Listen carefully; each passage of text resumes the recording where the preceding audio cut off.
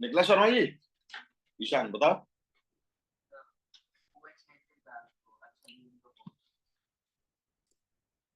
देखो H plus जोड़ा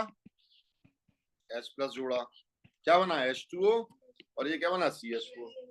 CH4 क्या हो जाएगा बेटा, ये वीक एसिड हो गया। इसके कंपैरेटिवली H2O क्या हो जाएगा, स्ट्रॉन्ग एसिड हो जाएगा कंपैरेटिवली। ठीक है, अब ये अगर स्ट्रॉन्ग एसिड हो गया, ये तो H प्लस दे भी सकता है ना, यहाँ CH4 तो दे ही नहीं सकता H प्लस। ठीक है, आपको मालूम होना चाहिए वाटर एम्फोटेरिक होता है, एसिड के साथ बेस और बेस के साथ एसिड की तरह रिएक्ट करता है। ठीक है, तो यहां पर ये स्ट्रॉन्ग एसिड है तो ये क्या हो गया, वीक बेस, और वीक बेस क्या हो गया, गुड लीविंग। ठीक है,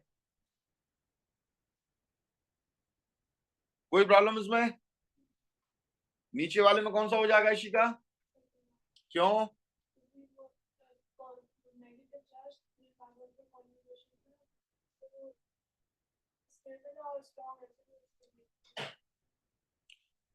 देखो यहां पर ज्यादा कॉन्जुगेशन हो रहा है 3 कार्बन की वजह से, तो ये क्या कर रहा है, ज्यादा स्टेबल हो गया कि नहीं हो गया, स्टेबल हो गया। इसका मतलब इसका एसिड कैसा है, स्ट्रॉन्ग है, और स्ट्रॉन्ग एसिड होने की वजह से ये क्या हो गया, वीक बेस हो गया, इसलिए आपका ये।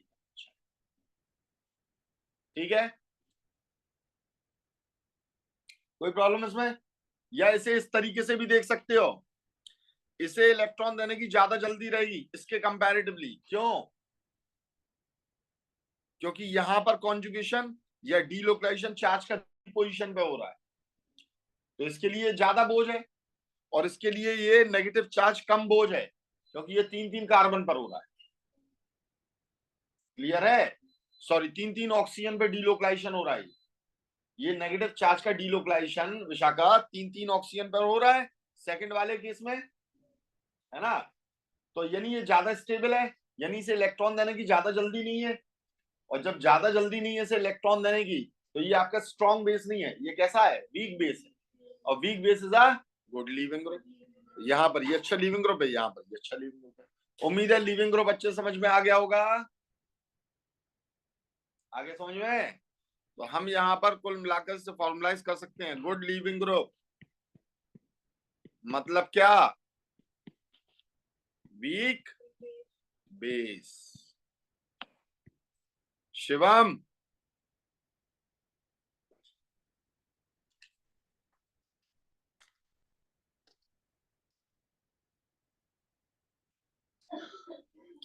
भैया शिवम जवाब दो, मैं क्लास से बाहर निकाल दूंगा।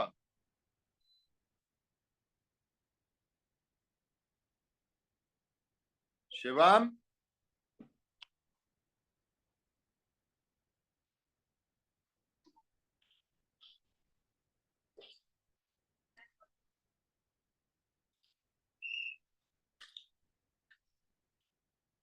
अब दूसरी बात, तो पहला फैक्टर तो हमारा हो गया, कौन सा फैक्टर हो गया भैया, लीविंग ग्रुप, ये फैक्टर हमारा कंप्लीट हुआ।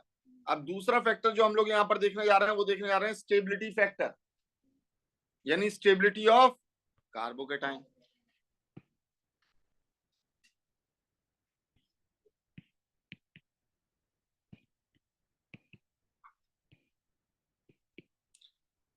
स्टेबिलिटी ऑफ कार्बोकेटाइन, कार्बोकेटाइन कब बनता है, 3 डिग्री होगा जरूर बनेगा, 1 डिग्री होगा नहीं बनेगा, 2 डिग्री होगा बन भी सकता है नहीं भी बन सकता है, 3 डिग्री में तो कंफर्म बनेगा, क्योंकि 3 डिग्री में पीछे से अटैक हो ही नहीं सकता, क्योंकि बल्क की प्लेस है, तो वहां कार्बोकेटाइन बनना ही बनना है। 2 डिग्री में दो कंडीशन हो जाती है, पहली कंडीशन सॉल्वेंट, सॉल्वेंट या तो पोलर होगा, या अगर पोलर है तो बनेगा। दूसरी कंडीशन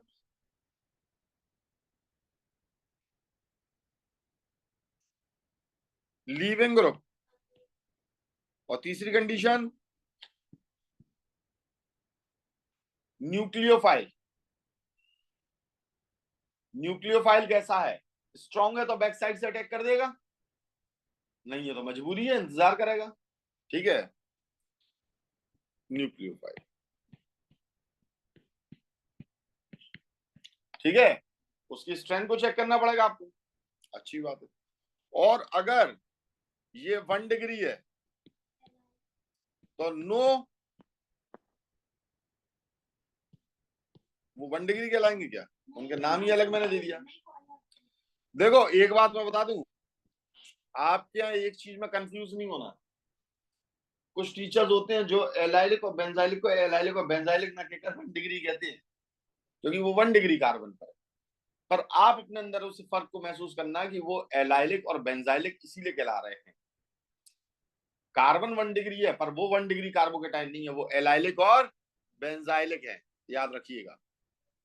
ठीक है, तो हम ये कह सकते हैं यहां पर, इसलिए मैं ये स्टेटमेंट लिख रहा हूं, सिर्फ इसलिए ताकि आपकी कंफ्यूजन ना रहे, और जगह के टीचर्स के साथ में आपकी कंफ्यूजन ना रहे, उसके लिए मैं आपकी इस बात को लिख रहा हूं।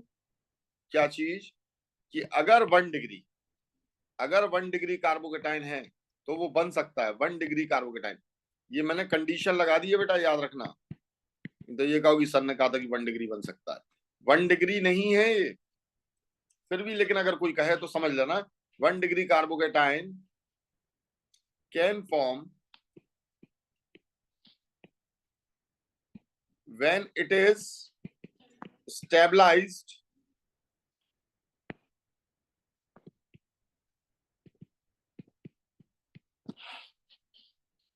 by resonance, जब वो रेजोनेंस स्टेबलाइज हो।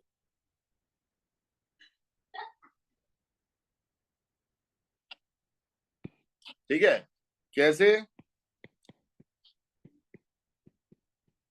ये हो गया 1 डिग्री। दूसरा कैसा हो गया?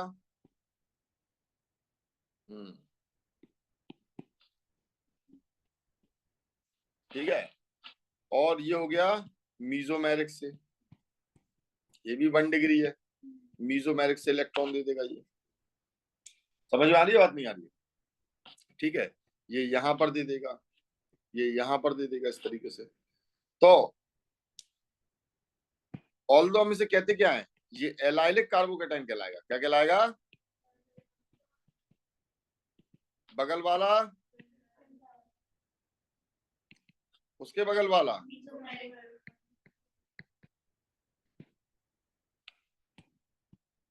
Mesomeric carbocation.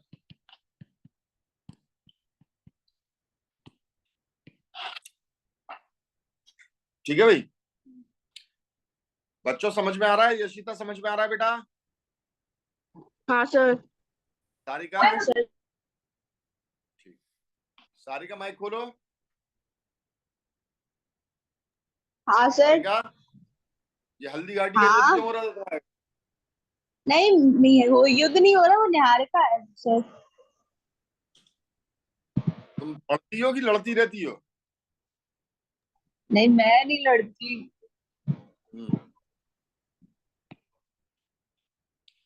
देखो भैया, अब जैसे मैंने यहां दिया एक टर्शरी ब्यूटाइल ब्रोमाइड। ठीक है, टर्शरी ब्यूटाइल ब्रोमाइड कैसे बनेगा?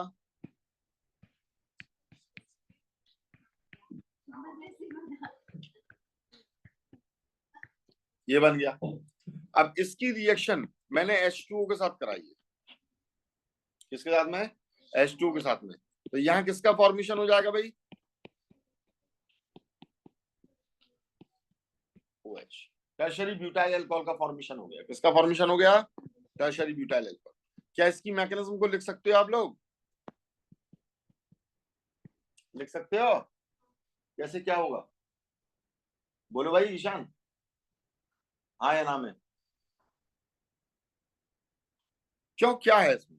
सबसे पहले हमें ये मालूम होना चाहिए, क्या मालूम होना चाहिए? यहां अगर ये Br को निकालेंगे, Br is a good leaving group, ये निकलेगा तो जो कार्बोकेटाइन बनेगा वो कितने डिग्री बनेगा? 3 डिग्री स्टेबल होता है कि नहीं होता है? बिल्कुल होता है। और जब 3 डिग्री स्टेबल होता है तो बना लो भाई इसे, परेशानी क्या है इसमें? इसे बना लिया तुमने। ठीक है, अब इस पर अटैक कौन करेगा? न्यूक्लियोफाइल। अच्छा, H2O डायरेक्टली OH नेगेटिव में टूट जाता बेटा, फिर तो पूरा पूरा H2O आएगा, ये आया। इसी बात को यहां पर हमें समझना है, ये पूरा पूरा H2O आया, ये भी तो अपने आप में एक बेस है, उतना अच्छा बेस नहीं है जितना अच्छा कौन है, OH नेगेटिव है। ठीक है, देखो H2O पे लोन पेयर है, इसका ऑक्टेट कंप्लीट है, ये इलेक्ट्रॉन दे सकता है। बात समझना, OH नेगेटिव ज्यादा अच्छा बेस होगा किसके कंपैरेटिवली, H2O के कंपैरेटिवली, क्योंकि उस पर नेगेटिव चार्ज आ गया, नेगेटिव चार्ज से और तेजी से इलेक्ट्रॉन देगा वो। तो अब जैसे ये आया यहाँ पर H2O, तो H2O ने इस न्यूक्लियोफाइल के ऊपर क्या कर दिया बेटा, अटैक मार दिया। और जैसे ही इस न्यूक्लियोफाइल के ऊपर अटैक मारा, ठीक है, तो ये आपका यहां से निकल तो चुका ही था। अब इसके बाद में क्या हो जाएगा, देखो CH3 ये लग गया। कंजर्वेशन ऑफ चार्ज हमें याद रखना है, यहां पर क्या आ जाएगा, पॉजिटिव आ जाएगा, कार्बोकेटाइन का पॉजिटिव यहां चला गया। अब ये क्या करेगा, H+ से इलेक्ट्रॉन ले लेगा और H+ को यहां से निकाल देगा, और जैसे ही H+ को यहां से निकालता है,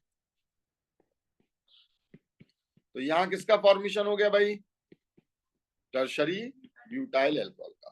तो इसमें कभी भी ये गलती नहीं करना जैसा और बच्चे गलती करते हैं, ये डायरेक्टली OH नेगेटिव का अटैक करा दिया। OH नेगेटिव हमने डाली नहीं है, क्या हमने NaOH डाला, क्या हमने KOH डाला, नहीं, हमने सिंपली पानी डाला। देखो पूरी ऑर्गेनिक केमिस्ट्री के अंदर ये बता दूं मैं आपको जो रिएजेंट भी रखे, उसमें से आपको सिर्फ ये समझना है कौन सा न्यूक्लियोफाइल है, कौन सा इलेक्ट्रोफाइल है। यहां तुम्हें दूसरा रिएक्टेंट में तुम्हें ये समझना है कि सेंटर क्या बन रहा, पॉजिटिव और नेगेटिव का। पूरी केमिस्ट्री में तो बस यही बात को समझना, इसके अलावा और कुछ नहीं होता। लीविंग ग्रुप समझो कैसा है, न्यूक्लियोफाइल समझो कैसा है, इलेक्ट्रोफाइल समझो कैसा है, उनके अटैक कराओ। कंजर्वेशन ऑफ चार्ज, ये थोड़ी थोड़ी चीजों को याद रखो, थोड़ा सा रीअरेंजमेंट को याद रखो, मतलब ये वो स्पाइसेस हैं जिससे तड़का मारा जाता है और बेहतरीन रेसिपी तैयार। पूरी ऑर्गेनिक केमिस्ट्री में चलता है, जो भी आप देखोगे। ठीक है, तो आप खुद ही बता सकते हो कि चीजें आगे क्या हो रही हैं, कैसे हो रही, क्यों हो रही है, और इनमें अगर ये चेंज करेंगे तो क्या होगा। क्लियर है, चलिए अब देखो भाई, OH ज्यादा अच्छा लीविंग ग्रुप है या Br, OH ज्यादा अच्छा लीविंग ग्रुप है, तुम डिसाइड तो कर नहीं पा रहे।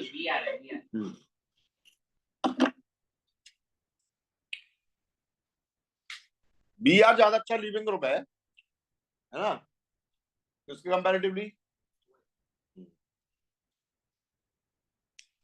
तो इसीलिए OH को कौन रिप्लेस नहीं कर सकता है, Br रिप्लेस नहीं कर सकता, वो से नहीं हटा सकता है स्पॉन्टेनियसली। नॉन स्पॉन्टेनियसली हम इस प्रोसेस पर आ सकते हैं। और किसी भी बेकार लीविंग ग्रुप को अगर आपको क्या बनाना है, अच्छा लीविंग ग्रुप बनाना है, किसी भी बेकार लीविंग ग्रुप को आपको अगर क्या बनाना है, अच्छा लीविंग ग्रुप बनाना है, तो याद रखिएगा उस पर पॉजिटिव चार्ज लगा दीजिएगा। क्या लगा दीजिए, पॉजिटिव चार्ज से क्या हो जाएगा, तो मैंने आपको बताया था अच्छी लीविंग ग्रुप के लिए क्या होना चाहिए, क्या होना चाहिए, कैपेबल टू एक्सट्रैक्ट इलेक्ट्रॉन। तो वो इलेक्ट्रॉन विड्रॉइंग में कन्वर्ट हो जाएगा कि नहीं, इलेक्ट्रॉन विड्रॉइंग में कन्वर्ट हो जाएगा तो वो अच्छा लीविंग ग्रुप हो जाएगा। जैसे OH को अगर हमें कभी भी कहीं से भी निकालना होता है, तो याद रखना उस पर हमें क्या देना पड़ता है, सबसे पहले H+ देना पड़ता है। क्या देना पड़ता है, H+ देना पड़ता है। समझ में आ गई ये बात, ठीक है। अब कार्बोकेटाइन कहां बनता है, SN1 में बनेगा हमेशा, यानी वो सब्स्टिट्यूशन रिएक्शन ही होना चाहिए, सब्स्टिट्यूशन के अलावा और कोई रिएक्शन नहीं होना चाहिए। क्या एडिशन रिएक्शन में कार्बोकेटाइन नहीं बनता है, अरे एडिशन में भी बनता है, एलिमिनेशन में भी कार्बोकेटाइन का फॉर्मेशन होता है। ठीक है, तो जैसे कि मैं यहां पर बात करूं कि carbon double bond carbon can be converted into carbocation, इन्हें हम कार्बोकेटाइन में कन्वर्ट कर सकते हैं इफ रिएक्टेड विथ, कौन बोल रहा बेटा, जरा इसका रजिस्टर शीन की दो हमें बेटा, रजिस्टर की बोलो तो कुछ बात है, ऐसे तो हमारा तोता भी बोल लेगा जी बैठे।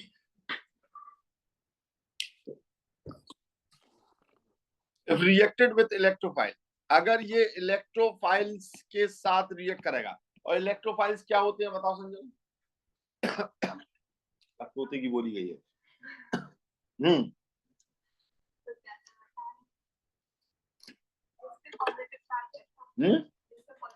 एक आधा एग्जाम्पल दो H+ के अलावा।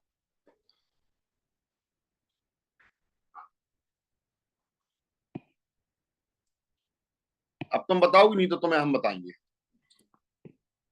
इलेक्ट्रॉन डेफिशिएंट को कहते हैं हम, किसे कहते हैं? ठीक है, देखो बेटा, कोई भी electron deficient species, Sharma ji समझना, कोई भी इलेक्ट्रॉन डेफिशिएंट स्पीसीज यानी कि कौन, जैसे H+, NO2 पॉजिटिव, कोई सा भी पॉजिटिव हो, Cl पॉजिटिव, क्लोरोनियम आयन जिसे हम बोलते हैं, ब्रोमोनियम आयन बोलते हैं, कोई भी पॉजिटिव अगर कभी भी डबल बॉन्डेड कार्बन पर या ट्रिपल बॉन्डेड कार्बन पर अटैक मार रहा है, पहला अटैक इनका घल्ला है। क्यों? क्योंकि मैंने आपको बताया था एल्कीन्स और एल्काइंस इलेक्ट्रॉन रिच होते हैं, तो इन पर पहला अटैक इसी का घलता है। और अगर कोई भी इलेक्ट्रोफाइल इसके ऊपर अटैक मारेगा तो हमेशा कार्बोकेटाइन का फॉर्मेशन होगा ही होगा। इन पर दो ही टाइप के अटैक पॉसिबल होते हैं, या तो पॉजिटिव अटैक मारे या फिर फ्री रेडिकल। नेगेटिव इन पर अटैक मार ही नहीं सकता है। क्यों? क्योंकि ये खुद इलेक्ट्रॉन रिच है। इनके ऊपर और नीचे एल्कीन्स में क्या होता है, इलेक्ट्रॉन क्लाउड है, और एल्काइंस में ऊपर नीचे और आमने सामने इलेक्ट्रॉन क्लाउड है। तो इन पर नेगेटिव तो पहला अटैक मार ही नहीं सकता, पहला अटैक या तो पॉजिटिव मारेगा या फ्री रेडिकल मारेगा। और पॉजिटिव ने कभी भी पहला अटैक मारा तो वहां कौन बनेगा, कार्बोकेटाइन का हमेशा फॉर्मेशन होगा। और फ्री रेडिकल ने मारा तो फ्री रेडिकल ही बनेगा, वहां कार्बोकेटाइन का फॉर्मेशन नहीं होगा। Is it clear? वहां कार्बोकेटाइन का फॉर्मेशन नहीं होगा। ठीक है,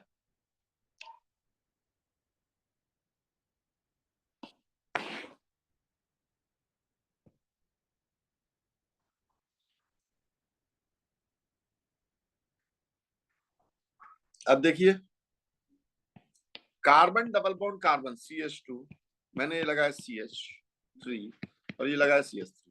अब मैंने दो रिएक्शन यहां पर कराई है भैया। पहली में मैंने डाल दिया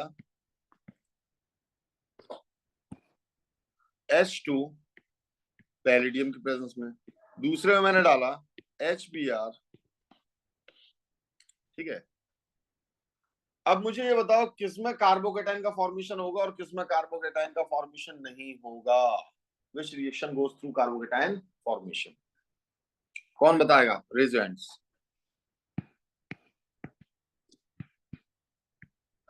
अब नहीं बोलना तू था।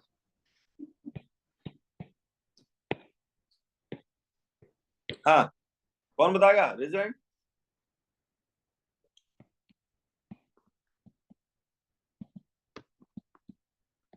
सिर्फ शर्मा जी का हाथ उठ रहा है।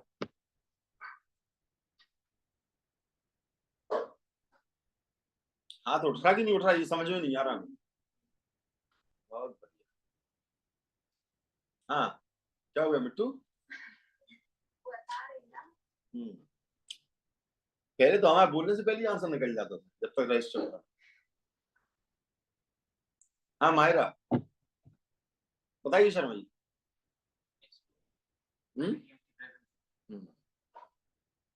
इसमें कार्बोकेटाइन का फॉर्मेशन, एल्कीन्स और एल्काइंस और कार्बोकेटाइन के फॉर्मेशन के लिए हमने क्या बताया बेटा शर्मा जी? किसका अटैक होना चाहिए, बताया ना? अब देखो जरा, ये क्या है, HBr क्या देता है,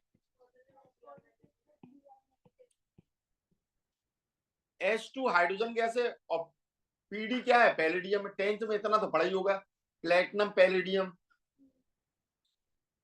ठीक है, निकिल प्लेटिनम पैलेडियम की प्रेजेंस में ही हाइड्रोजन जुड़ता है और ये कैटलिस्ट होते हैं। तो कैटलिस्ट का तो कोई रोल नहीं है, बचा हाइड्रोजन H2। H2 क्या H+ निकालेगा? नहीं पता। HBr में दोनों की इलेक्ट्रोनेगेटिविटी का डिफरेंस है कि नहीं है? जब दोनों की इलेक्ट्रोनेगेटिविटी का डिफरेंस है, कॉमन सेंस यूज करो, दोनों इलेक्ट्रॉन कौन ले लेगा? जो ज्यादा इलेक्ट्रोनेगेटिव होगा। ज्यादा इलेक्ट्रोनेगेटिव कौन है? Br है। तो ये बात कंफर्म है, ये यहां से क्या निकालेगा? H+। तो H+ क्यों निकल रहा है? इलेक्ट्रोनेगेटिविटी डिफरेंस की वजह से। हाइड्रोजन में क्या है? दोनों में इलेक्ट्रोनेगेटिविटी डिफरेंस है क्या? तो कोई इलेक्ट्रॉन लेकर निकल रहा है। तो यहाँ क्या बनेगा? तो भाई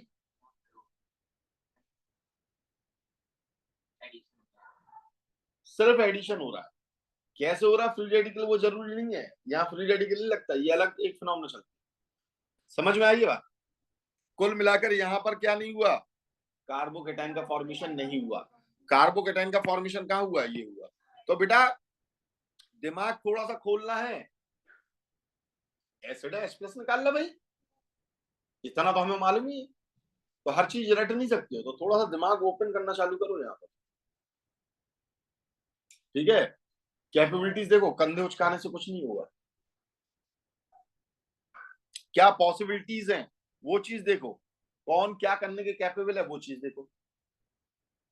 थोड़ा सा कॉमन सेंस लगाओ, तैयार हो जाएगा ये। तो भाई देखें, तो यहां किसका फॉर्मेशन हो जाएगा? तो ये हो गया CH3 CH single bond CH3 और ये हो गया CH3, यही तो बन जाएगा। अब तुम चाहे तो इसे सीधा करके रख लो। एल्कीन का फॉर्मेशन हो गया। किसका फॉर्मेशन हो गया? एल्कीन का फॉर्मेशन हो गया। और यहां क्या बनेगा प्रोडक्ट?